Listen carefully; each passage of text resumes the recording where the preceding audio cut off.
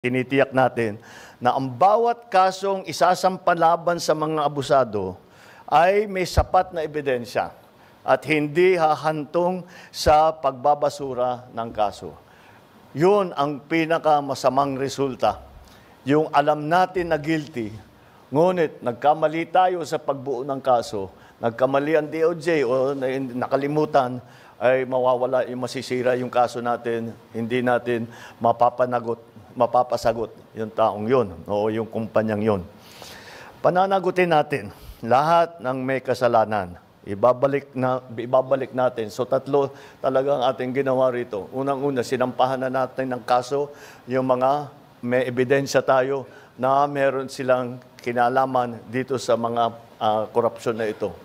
Pangalawa ay tinitiyak natin na ang kanilang ninakaw na pondo ay maibabalik sa pamahalaan upang magamit sa tama ang mga perang yan. At naglagay tayo ng mga reforma para itong mga pangyayaring ito ay hindi na mauulit. Kaya yan yung tatlong talagang tinututukan natin na bagay. At ito, yung aking mga nabanggit ngayon, ay yan, ay ang magiging resulta dito sa ating pag-focus, pagbigay ng pansin dito sa tatlo. Unang-una, mapapanagot ang mga kasama rito, mga kasabwat dito sa korupsyon. Pangalawa, maibabawi ng gobyerno ang pera na ninakaw nila. Pangatlo, gumawa tayo ng reforma para lahat na itong klaseng korupsyon na ganito ay hindi na mauulit. Kaya yung mga taong yan na kasabwat dyan, ito, mga walang hiyang ito, na nagnanakaw ng pera ng bayan, tapos na ang maliligaya ninyong araw. Habulin na namin kayo. Bago magpasko, marami dito sa napangalanan dito ay palagay ko nasa matatapos na yung kaso nila, buo na yung kaso. Makukulong na sila. Wala silang Merry Christmas. Before Christmas, makukulong na sila. Kasi marami pa kaming nakikita. Marami pa kaming nakikitang iba. So yung mga nabanggit ko na halaga, yun pa lang ang ating nakikita. Pero ako, nakakatiyak ako, marami pa tayong mababawi dito. So patuloy namin gagawin yan. Lawyer, because it's a legal answer. And the legal answer is because hindi pa nasampahan ng kaso, therefore the request for the cancellation of his passport cannot yet be made. However, when that time comes, we will immediately cancel his passport. I'm not a lawyer, so I'm not the best person to explain it. But that's the procedure. You have to give grounds for the cancellation of the passport, and those grounds will be based on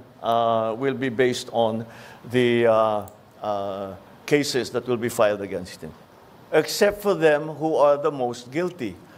You think he is? I don't want. And then pag sinabi ko, sasagutin kita, sasabihin nyo, prejudged. Let the courts do their work. Let the judges do their work. Yun ang ano sa kanila. The reason that we had that is that there really was a downturn in economic activity. You have to remember that it's not only because of these problems. Yung bagyo, yung nawala na working days na sa ekonomiya natin because of climate change. And you have to also remember the situation, the global situation. We are not the only ones suffering the shocks that come from the new trade structure that has been imposed on the rest of the world. And so we are all adjusting to that. Kaya yung mga growth rate na lahat ng grupo all around the world is falling. But marami tayong measures na ginawa because the public spending now will be increased, and to make sure that by the end of the year that the levels of public spending are according to our original plan. So mababawi natin yung nawala sa third quarter. We'll give you the complete list. I just didn't go through them because there are like 37 of them. So you'll get, as I said, you'll get a briefer, which will give you more detail on all of the things that I've said today. Is the former speaker included in the list, sir? I don't think so because the only evidence that has been made against him is in the Senate. So I don't know. No, with the speaker, no, not as yet. If something else comes out, then he might have to be answerable for something. So, again, we don't file cases for optics. We file cases to put people in jail or to make people answer. I know that there are many, many suggestions of who else we should file cases against. Well, we're fine with that. Provide us the evidence and we will file cases against them.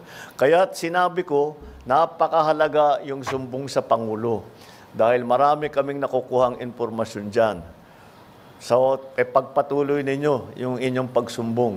At bigyan nyo kami ng lahat ng ebidensya na meron kayo para magamit natin, para kasuhan kahit sino. Walang immune dito walang exempted dito sa mga investigasyon na ito.